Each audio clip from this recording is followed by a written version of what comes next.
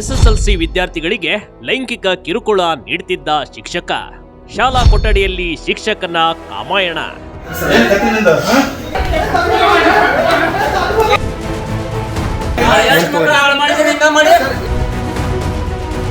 ಎಂತ ತಪ್ಪ್ರಿ ನಿಮ್ದು? ಕರೆಕ್ಟಾಗಿ ಉರ್ದು ಮಾತಾಡಕ್ ಬರಲ್ಲ, ಸ್ವಲ್ಪ ಏನೇನೋ ಮಾತಾಡಿನಿ ಸರ್ ನಾನು. ಹೀಗೆ ಪೊಲೀಸರ ಹಿಂದೆ ಬರ್ತಿರುವ ಶಿಕ್ಷಕನನ್ನ ಸರಿಯಾಗಿ ನೋಡ್ಬಿಡಿ.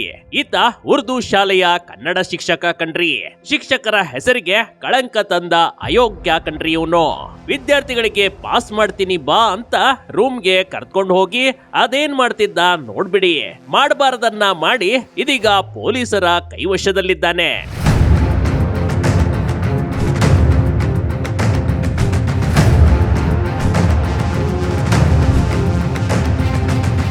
ಬೈ ಇಂಥದೊಂದು ಘಟನೆ ನಡೆದಿರೋದು ಚಿಕ್ಕೋಡಿಯಲ್ಲಿ.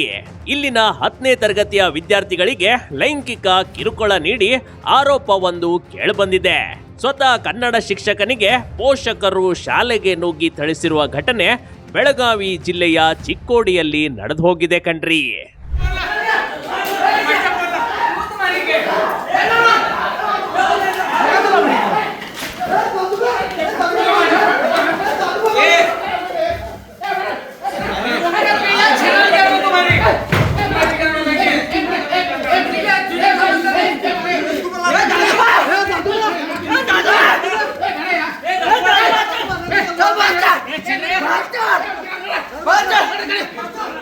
ಕನ್ನಡ ಪಾಠ ಮಾಡು ಅಂದ್ರೆ ಈತ ಮಾಡ್ತಿದ್ದ ಬೇರೆದ್ದೇ ಪಾಠ.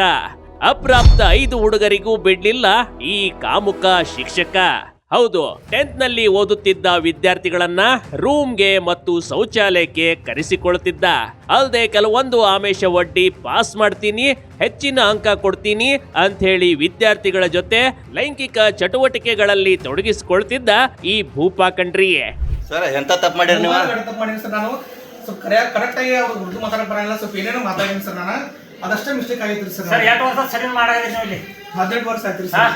ಅಂತ ಸರಿಯಾಗಿ ಮಾತಾಡಕ್ ಬರಂಗಿಲ್ಲ, ಸ್ವಲ್ಪ ಬರಂಗಿಲ್ಲ, ಶಬ್ದಗಳು ಬರಂಗಿಲ್ಲ ಸರ್. ಶೌಚಾಲಯಕ್ಕೆ ಕರೆದು 5ಕ್ಕೂ ಹೆಚ್ಚು ಗಂಡು ವಿದ್ಯಾರ್ಥಿಗಳಿಗೆ ಈತ ಲೈಂಗಿಕ ಕಿರುಕುಳ ನೀಡಿದ್ದಾನೆ ಎಂದು ಪೋಷಕರು ಗಂಭೀರ ಆರೋಪ ಮಾಡಿದ್ದಾರೆ. ಶಿಕ್ಷಕನ ಕೃತ್ಯದ ಬಗ್ಗೆ ಮಾಹಿತಿ ತಿಳಿದ ತಕ್ಷಣ ಆಕ್ರೋಶಗೊಂಡ ವಿದ್ಯಾರ್ಥಿಗಳ ಪೋಷಕರು ಶಾಲೆಗೆ ನುಗ್ಗಿ ಶಿಕ್ಷಕನಿಗೆ ಹಿಗ್ಗ ಮುಗ್ಗ ಥಳಿಸಿದ್ದಾರೆ ನೋಡಿ. ಶಾಲೆಯಲ್ಲಿ ಗಲಾಟೆ ನಡೆದು ಬಿಗುವಿನ ವಾತಾವರಣ ನಿರ್ಮಾಣವಾಗುತ್ತಿದ್ದಂತೆ ತಕ್ಷಣ ಸ್ಥಳಕ್ಕೆ ದೌಡಾಯಿಸಿದ ಚಿಕ್ಕೋಡಿ ಠಾಣೆ ಪೊಲೀಸರು ಪರಿಸ್ಥಿತಿಯನ್ನ ನಿಯಂತ್ರಿಸಿ ಆರೋಪಿ ಶಿಕ್ಷಕನನ್ನ ವಶಕ್ಕೆ ಪಡೆದುಕೊಂಡಿದ್ದಾರೆ. ಎಷ್ಟು ಮಂದಿಗೆ ಎಷ್ಟು ಹುಡುಗರು ಮಾಡಿದ್ರಿ?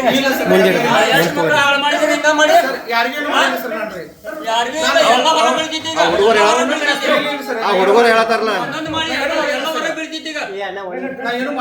ಆ ಹುಡುಗರು ಹೇಳತ್ತಾರಲ್ಲ ಏನು ತಪ್ಪದ? ಎಂತ ತಪ್ಪ್ರಿ ಅದು? ಪ್ರಕರಣದ ಗಂಭೀರತೆ ಅರಿತ ಚಿಕ್ಕೋಡಿ ಶೈಕ್ಷಣಿಕ ಜಿಲ್ಲೆಯ ಡಿಡಿಪಿಐ ಸೀತಾರಾಮು ಅವರು ತಕ್ಷಣ ಶಾಲೆಗೆ ಭೇಟಿ ನೀಡಿ ಪರಿಶೀಲನೆ ನಡೆಸಿದ್ರು ನೋಡಿ.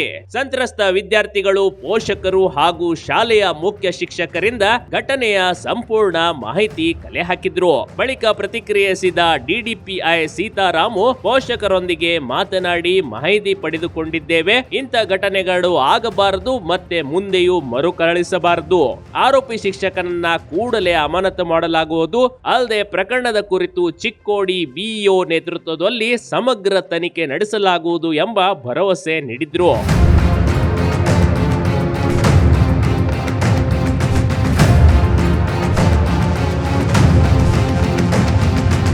ಘಟನೆಗೆ ಸಂಬಂಧಿಸಿದಂತೆ ಆರೋಪಿ ಶಿಕ್ಷಕನನ್ನ ಪೊಲೀಸರು ವಶಕ್ಕೆ ಪಡೆದುಕೊಂಡಿದ್ದಾರೆ.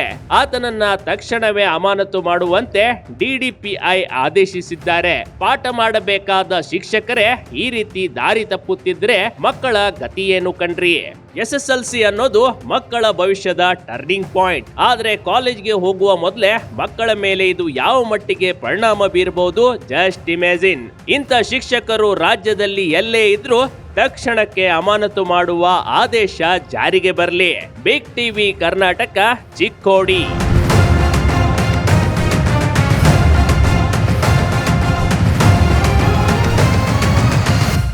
Big TV Karnataka Karnataka YouTube ಚಾನೆಲ್ಗೆ ಈಗಲೇ ಸಬ್ಸ್ಕ್ರೈಬ್ ಮಾಡಿ. ಧನ್ಯವಾದಗಳು.